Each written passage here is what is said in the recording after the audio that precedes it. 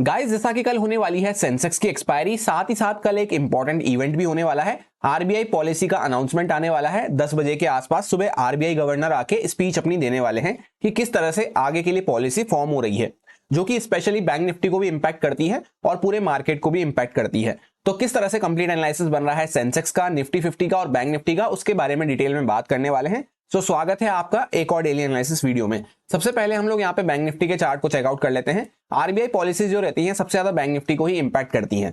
जैसा आज के दिन पे हमने यहाँ पे चार्ट में डिस्कस किया था कि 3 दिन से चार्ट ऑलरेडी काफी ज्यादा वॉलिटिलिटी दिखा चुका है, उसी के साथ अब हम वापस से इसी चैनल के अंदर में आ चुके हैं। प्लस यहाँ पे ये जो इंपॉर्टेंट हमारा रेजिस्टेंस का जोन बना हुआ था, जहां पे पहले 2 बार हमने रेजिस्टेंस लिया था, इसके आसपास अब हम पहुंचने वाले हैं। तो मैंने आपसे एक लाइन में सिंपल सी बात यही कही थी कि आज के दिन पे मार्केट इसी जोन के अंदर में थोड़ा सा ऊपर नीचे जिगजैग करता हुआ रह सकता है, जहां पे इंट्राडे में हम छोटे मूव्स पकड़ते हुए चल सकते हैं। बाकी ओवरऑल मेरा आज के लिए कोई भी ज्यादा अग्रेसिव होकर प्लान नहीं था। उसके पीछे का रीजंस भी मैंने आपको बता दिए थे। कल की वीडियो में आप एग्जैक्ट वर्ड्स चेकआउट कर सकते हैं। Cut copy paste market was kind, यहीं पे मार्केट पूरा दिन घूमता रहा और एक प्रॉपर डोजी कैंडल में मार्केट क्लोज हुआ है, यानी ऊपर भी गया नीचे भी गया और छोटे छोटे मूव्स करता हुआ खत्म हो गया। अब जैसा कि प्रॉपर डोजी कैंडल बनी है, और वो भी कहां पे बनी है, इंपॉर्टेंट रेजिस्टेंस जोन के आसपास, जहां पे ऑलरेडी पहले भी रेजिस्टेंस लिया, दोबारा रेजिस्टेंस लिया, अभी तीसरी बार हम रेजिस्टेंस ले रहे हैं। तो डोजी कैंडल के बीच में तो हमें कोई ज्यादा अच्छा मोमेंटम नहीं मिल पाएगा, इसको हमें अवॉइड करते हुए चलना है बीच के एरिया को। इसके ऊपर या नीचे ब्रेकआउट ब्रेकडाउन करते हैं तभी एक मोमेंटम हम प्लान कर सकते हैं, जिसको अच्छे से ट्रेल करते हुए हमें प्लान करना होगा। क्योंकि ओवरऑल पूरा एक बड़ी सी रेंज के अंदर में हम बने हुए हैं, इस तरह से आप यहां पे चेकआउट कर सकते हैं। बड़ी सी रेंज के अंदर में हम बने हुए हैं, प्लस ऊपर नीचे काफी ज्यादा मार्केट एग्जॉस्ट हो चुका है पिछले 2-3 दिनों में इवेंट की वजह से, और वापस से कल फिर इवेंट है तो न्यूज बेस्ड सेंटीमेंट भी यहां पे वर्क करेंगे। तो अच्छे से ट्रेल करते हुए प्लान करने की जरूरत है। इसके ऊपर या नीचे एक मोमेंटम हम प्लान करते हुए चल सकते हैं। अब 15 मिनट टाइम फ्रेम पे हम आ चुके हैं एग्जैक्ट इंट्राडे कंडीशंस को डिस्कस करने के लिए। ये कुछ लेवल्स को हमने डिस्कस करा था, और 1 मिनट टाइम फ्रेम पे, 5 मिनट टाइम फ्रेम पे भी हमने डिस्कशन किया था, जहां पे सिंपल सा प्लान मैंने आपको ये शेयर किया था कि मार्केट अगर गैप अप खुलता है, 49,100 के लेवल को क्रॉस करता है, तो छोटे छोटे टारगेट्स प्लान करते हुए हम अपसाइड पे यहां तक या इसके हल्का सा ऊपर तक मोमेंटम प्लान कर सकते हैं। मार्केट जो है ज्यादा बड़ा गैप अप हमें खुलता हुआ नजर आया, जो कि डायरेक्टली इंपॉर्टेंट रेजिस्टेंस जो हमने मार्क किया था, डॉट उस रेजिस्टेंस पे मार्केट गैप अप खुलता हुआ नजर आया। पहले थोड़ा सा यहाँ पे सेलिंग दिखाई, पर मैंने आपको एक इंपॉर्टेंट बात शेयर करी थी कि अगर मार्केट गैप अप खुलता है और नीचे जाना चालू करता है और वापस से क्लोजिंग प्राइस को ब्रेक डाउन कर देता है, तब फिर वो ऊपर नहीं जा पाएगा। उसको ऊपर जाना है तो क्लोजिंग प्राइस के ऊपर से ही जाना था। जैसा यहाँ पे हम चेकआउट कर सकते हैं कि पिछले दिन का चार्ट कैसा था, मार्केट गैप अप भी खुला, क्लोजिंग प्राइस को ब्रेक डाउन करा तो कुछ सेलिंग दिखाई, और वापस, तो अगर वापस से क्लोजिंग प्राइस को ब्रेक डाउन कर देता तो उसके बाद ये फिर ऊपर नहीं जा पाता। यही हमने डिस्कशन किया था। तो मार्केट एक्जैक्टली क्लोजिंग प्राइस के आसपास सपोर्ट लेके, जो एडजस्टेड क्लोजिंग प्राइस हमारी आई थी 49,054 के आसपास, डॉट उसी के आसपास लो लगा के पहले थोड़ा इस कैंडल के अंदर में मार्केट बड़ी कैंडल बना दिया था, पहली कैंडल ही, उसके अंदर में थोड़ा टाइम पास करता हुआ नजर आया।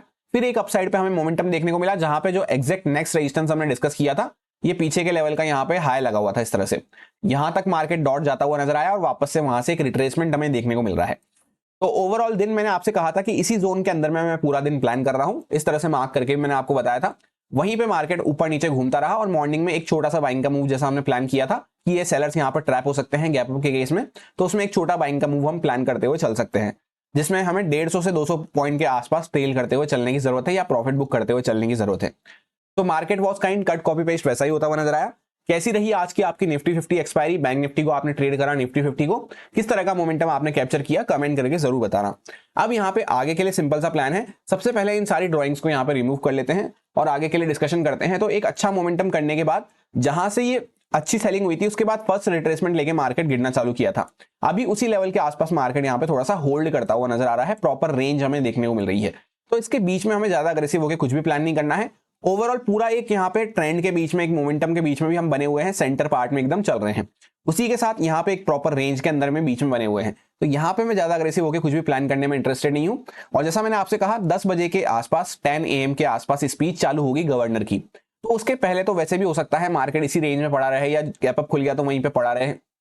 छोटे छोटे मूव्स, एकदम साइडवेज मार्केट हमें देखने को मिल सकता है इसके पहले वाले टाइम पे। तो उसमें जनरली मैं कोई ट्रेड लेने में ज्यादा इंटरेस्टेड नहीं हूं। और अगर हम ट्रेड लेते भी हैं तो उसको 10 बजे से पहले या तो अच्छे से ट्रेल करना जरूरी है, या फिर प्रॉफिट बुक करना जरूरी हो जाता है। फिर उसके बाद 10 बजे से स्पीच के साथ थोड़ी सी वॉलिटिलिटी चालू होती है, और 10:30 बजे, 10:20 के बाद से, यानी 10:20, 10:30 के आसपास, जहां पे स्पीच हमारी ओवर होने लगती है, मार्केट कंक्लूजन निकालने लगता है कि स्पीच का ओवरऑल क्या कंक्लूजन निकला, रेपो रेट वगैरह ये सब किस तरह से डिसाइड होती हुई नजर आई। उसके बाद 10:30 के बाद हमें जो एक ब्रेकआउट ब्रेकडाउन देखने को मिलता है, वहां पे एक मोमेंटम हम प्लान करते हुए चल सकते हैं। तो वो हमारे लिए ज्यादा बेटर हो जाता है। ज्यादा बेस्ट हमारे लिए क्या रहेगा, मार्केट इसके अंदर में खुले, थोड़ा यहाँ पे 10 बजे तक, 10 साढ़े 10 बजे तक इसके अंदर में पड़ा रहे, फिर अगर मार्केट ब्रेकआउट ब्रेकडाउन कर रहा है तब हम यहाँ पे प्लान करते हुए चल सकते हैं। एक अच्छा मोमेंटम अपसाइड पे किया, यहाँ पे पॉज लिया, ऊपर की साइड ही वापस से ब्रेकआउट कर रहा है, तो छोटा सा मोमेंटम हम अपसाइड पे प्लान कर सकते हैं। जितना ये रेंज की लेंथ हमें देखने को मिल रही है, एटलीस्ट पहले इतना मोमेंटम हम स्मूथ मोमेंटम प्लान कर सकते हैं, फिर ट्रेल करना हमें जरूरी रहेगा। और सेलिंग के लिए हमें जब भी प्लान करना है जब मार्केट कुछ इस जोन के नीचे आना चालू करता है, जो कि 48,800 के आसपास हमें देखने को मिल रहा है, इसके नीचे कुछ प्राइजेक्शन बनता है, तभी हम सेलिंग के लिए प्लान कर सकते हैं। स्टॉप लॉस हंटिंग के नजरिए से भी अगर देखते हैं तो यहाँ से जो बायर्स वगैरह बैठे, कल भी हमने बात करी थी कि इनको काफी अच्छा प्रॉफिट चल रहा है, उसके बाद यहाँ पे जिसको निकलना होगा, प्रॉफिट बुकिंग वगैरह करनी होगी, कर ली होगी। अभी भी जो बायर्स यहाँ पे होल्ड कर रहे होंगे उनके स्टॉप लॉस हम यहाँ पे इसके नीचे कुछ प्राइजेक्शन बनना चालू होता है तभी टारगेट कर पाएंगे। अदरवाइज मार्केट यहाँ पे थोड़े बहुत सेलर्स के स्टॉप लॉस भी क्रिएट कर लिया है, रेंज में बायर सेलर्स दोनों आते हैं, इसलिए यहां से निकलता है तो इतना मोमेंटम हमें अपसाइड में मिल सकता है, फिर ऊपर के थोड़े बहुत सेलर्स बच रहे होंगे उनको भी थोड़ा परेशानी बढ़ सकती है। मॉर्निंग के टाइम पे मार्केट ओपन होते ही ट्रैप करने के, वॉलेटाइल होने के चांसेस ज्यादा बन जाते हैं। एक तो प्रॉपर सेंटर में बने हुए हैं, न्यूज आने वाली है, ये सबको देखते हुए, तो उस टाइम पे चाहे तो अगर हम नए ट्रेडर हैं तो अवॉइड कर सकते हैं। कोई एकदम शॉर्ट ट्रेड ही हमें मिल रही हो कंफर्मेशन के साथ, तभी हमें काम करना है। अदरवाइज हमें इवेंट के निकल जाने का, 10:30 बजे जाने का वेट करना है, उसके बाद ही कुछ डिसीजन अपना प्लान करना है। ये सारे कुछ इंपॉर्टेंट लेवल्स रहेंगे जिन पे मैं ट्रेडिंग करते टाइम फोकस रखूंगा। यहाँ पे 48,800 के आसपास एक लेवल है, 48,285 के आसपास एक लेवल है, अपर साइड पे 49,670 के आसपास, यहीं पे आज हमने पहले भी रेजिस्टेंस लिया था, यहीं पे भी अभी भी रेजिस्टेंस लिया है। 50,000 का साइकोलॉजिकल लेवल है, इसके ऊपर 50,390 के आसपास एक लेवल हमें देखने को मिल रहा है। इसी के साथ कल हमने इंडिया विक्स का चार्ट भी डिस्कस किया था कि इवेंट की वजह से काफी वॉलिटिलिटी यहाँ पे बढ़ती हुई नजर आई थी, वो अब कूल ऑफ होना चालू हो चुकी है इवेंट खत्म होने के साथ ही। जहां पे 32 के आसपास इसने हाई लगाया था और कल ये 18 के आसपास आ चुका था, जहां पे सिंगल डे में 29%, 30% के आसपास ये गिरता हुआ नजर आया था। उसके बाद आज भी ये काफी अच्छा यहाँ पे 11% के आसपास फॉल करता हुआ नजर आया है। तो जो इवेंट की वजह से वॉलिटिलिटी बढ़ी थी वो गिरना चालू हो चुकी है, प्रीमियम भी यहाँ पे कम होना चालू हो गए हैं धीरे धीरे करते हुए। तो इस बात को ध्यान में रखते हुए ज्यादा बड़े टारगेट्स हमें प्लान करते हुए नहीं चलना है, जैसा इवेंट में हम काम कर रहे थे उससे थोड़ा सा माइंडसेट चेंज करने का अभी टाइम आने वाला है। अब अगर निफ्टी 50 के चार्ट को हम चेकआउट करते हैं तो यहाँ पे भी सेम ही प्लान हमने डिस्कस किया था कि मार्केट इंपॉर्टेंट रेजिस्टेंस के आसपास पहुंच चुका है और इस रेंज के अंदर में हम यहाँ पे चल रहे हैं, जिसकी हायर साइड पे हम पहुंचने वाले हैं, तो यहीं पे मार्केट थोड़ा सा बना रह सकता है। एग्जैक्टली आज यहाँ पे भी एक प्रॉपर डोजी कैंडल बनती हुई नजर आई है, तो इसमें भी सेम ही प्लान रहेगा कि डोजी के ऊपर निकलते हैं, नीचे निकलते हैं, तभी कुछ मोमेंटम प्लान कर सकते हैं और अच्छे से ट्रेल करते हुए छोटा मोटा मोमेंटम। 15 मिनट टाइम फ्रेम पे ये कुछ लेवल्स वगैरह हमने डिस्कस करे थे और प्लान सिंपल सा मैंने आपको यही शेयर किया था कि मार्केट यहाँ पे एक अच्छा मोमेंटम करता हुआ आया है, तो बायर्स को काफी अच्छा प्रॉफिट चल रहा है, वापस से गैप अप खुलता है और क्लोजिंग प्राइस के अगर नीचे जाता है तभी हमें सेलिंग के लिए प्लान करना है। अदरवाइज मार्केट क्या है, क्लोजिंग प्राइस के आसपास जैसा आप देख सकते हैं गैप अप खुला, हमारी एक्सपेक्टेशन से थोड़ा ज्यादा ही मार्केट गैप अप खुलता हुआ नजर आया, तो उस वजह से पहले थोड़ा सा प्रॉफिट बुकिंग आई, फिर वापस से मार्केट एक अपसाइड पे अच्छा मूव करता हुआ नजर आया, जहां पे प्लान हमने ये किया था कि इसके आसपास या इसके हल्का सा ऊपर तक हम जा सकते हैं, और एग्जैक्टली वही मार्केट इसके ऊपर जाते हुआ इसी रेंज के अंदर में पूरा यहाँ पे खत्म हो गया। सो अब यहाँ पे आगे के लिए हमारा किस तरह से प्लान रह सकता है, सबसे पहले सारी ड्रॉइंग्स को रिमूव करके चेकआउट करते हैं। तो सिंपल सा प्लान है कि ओवरऑल तो अभी हम एक रेंज के अंदर में बने हुए हैं बड़ी सी, जहां पे एक मोमेंटम करने के बाद सेंटर में हम यहाँ पे रेंज बनाते हुए नजर आ रहे हैं। इवेंट भी कल है, इसी के अंदर में ओपन हो जाते हैं, तो वही सेम बैंक निफ्टी ऐसा प्लान रहेगा कि हमें वेट करना है 10 साढ़े 10 बजे के आसपास, उसके बाद ही कुछ ब्रेकआउट ब्रेकडाउन हो रहा है तभी हम कुछ प्लान कर सकते हैं। या फिर मार्केट जैसे डायरेक्टली गैप अप खुल जाता है तो चांसेस ये हो जाते हैं यहाँ से यहाँ तक मोमेंटम चल रहा है, गैप अप के बाद अपर साइड पे ज्यादा स्टॉप लॉस बचेंगे नहीं, तो मार्केट यहाँ पे वापस से रिटर्न कर सकता है, नीचे आ सकता है।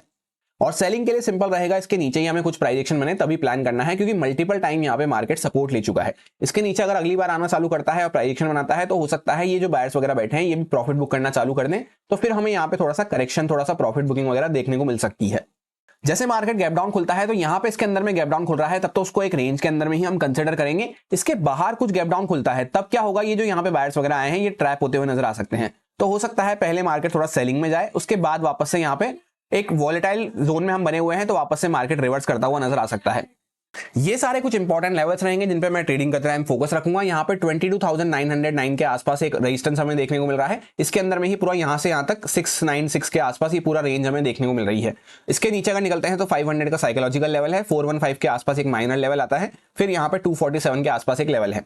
अपर साइड पे 100 के आसपास एक रेजिस्टेंस हमारा हो सकता है, पीछे के चार्ट से निकाला गया है। उसके पहले एक 23,000 का साइकोलॉजिकल लेवल भी निकल के आने वाला है, यहाँ से रेजिस्टेंस निकाला गया है। एक लाइन में सिंपल सा प्लान यही है कि यहाँ पे बायर्स काफी अच्छा प्रॉफिट में बैठे हुए हैं, सेलर्स जिनको निकलना था वो ऑलरेडी निकल चुके हैं, इसी वजह से मार्केट यहाँ पे नए स्टॉप लॉस वगैरह क्रिएट करता हुआ जा रहा है। अगर वापस से यहाँ पे इसके रेंज के अंदर में भी यहाँ पे नीचे से लेकर ऊपर तक अपसाइड पे एक अच्छा मोमेंटम हो चुका है, तो इसके अंदर में खुल के थोड़ा रुक के मार्केट फिर ब्रेकआउट करता है तो हमारे लिए बेस्ट रहेगा, इवेंट वगैरह भी जब तक ओवर हो जाएगा, ये सबसे बेस्ट अपॉर्चुनिटी हो जाती है। अदरवाइज क्या होगा कि जैसे मार्केट ऊपर निकला, यहाँ पे ऊपर गैप अप खुला डायरेक्टली, तो यहाँ से यहाँ तक मोमेंटम चल रहा है, सेलर्स के स्टॉप लॉस ज्यादा देखने को नहीं मिल रहे हैं, तो थोड़ा बहुत ऊपर जाके या मार्केट तुरंत वापस से रिवर्स कर सकता है। इसी के साथ आज क्या हुआ था कि मार्केट गैप अप खुल के नीचे आया पहले, फिर ऊपर गया और इस तरह से जिगजैग करता हुआ नजर आया। तो वापस से अगर मार्केट गैप अप खुलता है तो नीचे आके फिर वापस से ऊपर जाने की प्रोबेबिलिटी कम हो जाती है। तो गैप अप खुल के अगर मार्केट नीचे आ रहा है तो फिर हमें यहाँ पे जैसे यहाँ पे क्लोजिंग प्राइस का सपोर्ट लेके मार्केट ऊपर गया, वापस से क्लोजिंग प्राइस का सपोर्ट लेता हुआ दिख रहा है, तो हमें यहाँ पे बाइंग नहीं करनी है, हमें वापस से यहाँ पे इसका ब्रेकडाउन का वेट करना है और एक सेलिंग का मोमेंटम हमें मिल सकता है। इन कुछ प्रोबेबिलिटी वाली बातों को हमें बैंक निफ्टी में भी ध्यान रखना है और इसमें भी निफ्टी 50 में भी, जिसको हम रोज डिस्कस करते हैं। या जैसे मार्केट गैप अप खुला तो फर्स्ट टिक के साथ ही अगर ऊपर जा रहा है, सेकंड प्राइजेक्शन बनता है, तभी हम यहाँ पे बाइंग करने में इंटरेस्टेड रहेंगे। अदरवाइज क्या हो सकता है, मार्केट ऊपर यहाँ पे गैप अप खुला, यहाँ से मोमेंटम चल रहा है, गैप अप खुला, पहले ऊपर जाएगा, फिर यहाँ पे वापस से रिवर्स करने के चांसेस बन जाते हैं। जैसे स्टॉप लॉस वगैरह खत्म होंगे या इंपॉर्टेंट रेजिस्टेंस वगैरह को मार्केट हिट करेगा, तब वहां पे थोड़ा रिवर्सल के चांसेस बन जाते हैं। अब यह है सेंसेक्स का चार्ट, कल इसकी एक्सपायरी होने वाली है। निफ्टी 50 जैसा ही यहाँ पे प्राइस एक्शन हमें देखने को मिल रहा है, रेंज के अंदर में हम यहाँ पे बने हुए हैं। इसी के साथ एक प्रॉपर डोजी कैंडल यहाँ पे बनाई है हमने, जहां पे ओपन हुए थे मार्केट ऊपर नीचे करके वहीं पे खत्म हो गया है। तो कल इसका वापस से हाई मार्केट क्रॉस करता है तब हम बाइंग के लिए सोच सकते हैं, या फिर मार्केट थोड़ा गैप डाउन वगैरह खुलता है, लो को ब्रेक डाउन करना चालू करता है, तब हम कुछ एक मोमेंटम प्लान कर सकते हैं। इसके बीच में यहाँ पे रेजिस्टेंस जोन के आसपास भी हम खड़े हुए हैं, तो यहाँ पे मार्केट इसके बीच में जिगजैग ही बना रहेगा। इसके बाहर निकलते हैं तब ट्रेल करते हुए एक अच्छा मोमेंटम हम प्लान कर सकते हैं। बाकी 15 मिनट टाइम फ्रेम पे भी यहाँ पे सेम कंडीशन है कि एक मोमेंटम करने के बाद यहाँ पे वापस से पूरा रिवर्सल दिखा दिया मार्केट ने, तो जो सेलर्स आते हुए नजर आए वो तो ऑलमोस्ट धीरे धीरे करते हुए सब यहाँ पे एग्जिट ले चुके हैं, चाहे प्रॉफिट बुकिंग में, चाहे उन्होंने लॉस बुकिंग करी हो, चाहे ब्रेक इवन पे कट करा हो, कुछ भी करा हो, वो यहाँ पे मोस्टली एग्जिट ले चुके हैं। इसलिए मार्केट यहाँ पे अब आके टाइम पास कर रहा है, और जो बायर्स बैठे हैं वो काफी अच्छे प्रॉफिट में आ चुके हैं। तो इनको अगर बायर्स को टारगेट करना है तो मार्केट डायरेक्टली गैप डाउन खुले, जिससे पहले ये बायर्स ट्रैप होंगे जो ये यहाँ पे एंड में आए हैं। इसके बाद अगर ये ट्रैप होते हैं, प्रॉफिट बुकिंग करना चालू करते हैं, तो इसके नीचे कुछ प्राइजेक्शन बने, तब हमारे लिए एक सेलिंग का मोमेंटम काम आ सकता है, जहां पे नीचे के बायर्स पे प्रेशर बढ़ सकता है। बीच में खुल जाते हैं और इसके अंदर में ही पड़े रहते हैं, फिर 10 साढ़े 10 बजे बाद मार्केट अगर ब्रेकआउट ब्रेकडाउन कर रहा है, तब हमारे लिए वो अच्छा हो जाता है। डायरेक्टली गैप अप खुल जाते हैं तो सेम जैसा निफ्टी 50 में डिस्कस करा कि एक बार नीचे आए, वापस ऊपर गए, फिर साइडवेज हुए, ये प्रोबेबिलिटी के लिए मैं पर्सनली प्लान करने में इंटरेस्टेड नहीं हूं। तो क्या होगा, यहाँ पे गैप अप खुल के नीचे निकल रहे हैं, तो फिर यहाँ पे क्लोजिंग प्राइस के आसपास अगर मार्केट सपोर्ट लेके वापस ब्रेकडाउन करता है तो सेलिंग के लिए मेरा प्लान रहेगा। या जैसे मार्केट गैप अप खुल के तुरंत ऊपर भागना चालू कर रहा है, तो फिर थोड़ा एक यहाँ पे जैसे छोटा मोटा मोमेंटम ऊपर कर सकता है मार्केट, फिर वापस से रिवर्सल का चांस बना रहेगा। तो गैप अप के केस में हमें सेकंड प्राइजेक्शन को यूज करना ज्यादा अच्छा रहेगा अगर इस तरह से प्राइजेक्शन बनता है तो, या फिर मार्केट जैसे ऊपर आके वापस से अपने लो को ब्रेकडाउन वगैरह कर रहा है तो। ये सारे कुछ इंपॉर्टेंट लेवल्स रहेंगे जिन पे मैं ट्रेडिंग करते टाइम फोकस रखूंगा। 75,282 के आसपास रेजिस्टेंस अभी हम ले रहे हैं, 793 के आसपास नेक्स्ट रेजिस्टेंस आएगा जो पहले सपोर्ट बना हुआ था, 600 के आसपास यहाँ पे ऑल टाइम हाई हमारा लगा हुआ है। डाउन साइड पे 74,000 का साइकोलॉजिकल लेवल है, एक्सपायरी डे पे साइकोलॉजिकल लेवल काफी इंपॉर्टेंट हो जाते हैं। 73,252 के आसपास हमारा इंपॉर्टेंट लेवल यहाँ पे आने वाला है सपोर्ट का, जो पहले रेजिस्टेंस बना था अभी सपोर्ट बना हुआ है। कल यहाँ पे एक्सपायरी होने वाली है, तो सिंपल सा प्लान ये है कि यहाँ पे ऊपर साइड से कोई कॉल सेलर्स वगैरह बैठे होंगे और यहाँ पे नीचे की साइड से पुट सेलर्स हमें बैठे हुए नजर आ रहे होंगे। प्रॉपर बीच में रेंज बना रहा है मार्केट, तो इसके बीच में ही घूमता रहता है, तो यहाँ पे ऑप्शन सेलर्स के लिए एक्सपायरी हो जाएगी वो, जहाँ पे कोई भी अच्छा मोमेंटम हमें नहीं मिल पाएगा। ऊपर अगर मार्केट निकलता है तो थोड़े बहुत यहाँ पे कॉल सेलर्स को ट्रैप करके वापस से नीचे आने के चांसेस बन जाते हैं, क्योंकि ऑलरेडी एंड में मार्केट अपसाइड में मोमेंटम करता हुआ खत्म हुआ है। 75,000 वगैरह के ऊपर भी मार्केट यहाँ पे क्लोज करा है। वहीं पे जो यहाँ पे पुट सेलर्स वगैरह बैठे हैं, उनको अगर मार्केट को ट्रैप करना है, डायरेक्टली गैप डाउन खुल के अगर नीचे निकल रहा है, तब यहाँ पे ये पुट सेलर्स यहाँ पे खतरे में आ सकते हैं। तब फिर एक मोमेंटम हम डाउन साइड पे प्लान करते हुए चल सकते हैं, क्योंकि वैसे भी स्टॉप लॉस हंटिंग के नजरिए से यहाँ पे जो बायर्स आए एंड में, इनके ऊपर प्रेशर बढ़ जाएगा गैप डाउन के केस में। अगर नीचे निकलते हैं तो हमारे लिए यहाँ पे एक सेलिंग का प्रेशर मिल सकता है हमें, क्योंकि नीचे के बायर्स भी यहाँ पे प्रॉफिट बुक करना चालू करेंगे। ओवरऑल पूरा एक रेंज के अंदर में हम चल रहे हैं, तो उस हिसाब से टारगेट छोटे प्लान करते हुए, ट्रेल करते हुए चलने की जरूरत है। यही मेरा सिंपल सा एनालिसिस बन रहा था तीनों इंडेक्सेस में, जो आपके साथ प्योरली एजुकेशन एक्सपीरियंस पर्पस से शेयर किया गया है, सारे लॉजिक्स एंड रीजंस को एक्सप्लेन करते हुए। अब अगर आपको अच्छा लगता है, समझ में आया है, तो आप इसको यूज में ले सकते हैं अपने रिस्क पे, अपने प्रॉपर रिस्क मैनेजमेंट को फॉलो करते हुए, अच्छे से स्टॉप लॉसेस वगैरह को फॉलो करते हुए। Happy Sensex expiry, thank you.